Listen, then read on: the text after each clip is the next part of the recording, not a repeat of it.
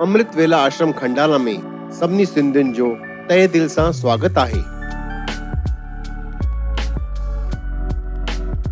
सिंधी समाज लाइ ऐं सिंधी समाज जे वाधारे लाइ हिक साफ़ सुथरी सौगात अमृत वेला आश्रम, जंहिंजो बुनियादी पायो दादा ईश्वर बालाणी जिन जे हथां पियो हो। उन्हनि जे बैदि 38 साल दादा हेमनदास सॼी वाग पंहिंजे हथनि में खई हुई ऐं इहो कारवां अॼु बि अमृत वेला आश्रम जा सेवादारी पंहिंजी पूरी श्रद्धा सां अॻिते वधाए रहिया आहिनि। खंडाला जहिड़े सुहिणे हिल स्टेशन ते अमृत वेला आश्रम जो हुअण असां सिंधी समाज लाइ सचुपचु हिक सुहिणी सौगात आहे। खंडाला में वेकेशन मल्हाइण वारनि जे लाइ इकोनॉमिक चार्जिस में शानदार फैमिली रूम्स, उहो बि ब्रेकफास्ट, लंच ऐं डिनर सां गॾु।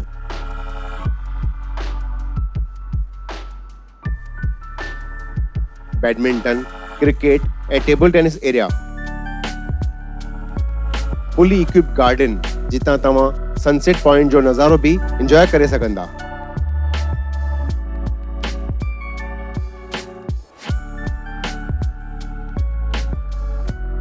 एतिरो ई न, आध्यात्मिक ज्ञान जे वाधारे लाइ सिंधी भजन ऐं सिंधी सत्संग पिण कया वेंदा आहिनि, जंहिंजो आनंद हर को सिंधी वठी सघंदो आहे।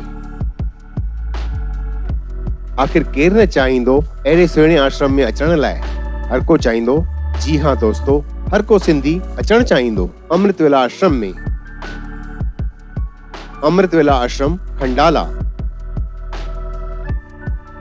वधीक ॼाणण लाइ असांजे हिननि नंबर्स ते कॉन्टेक्ट कंदा।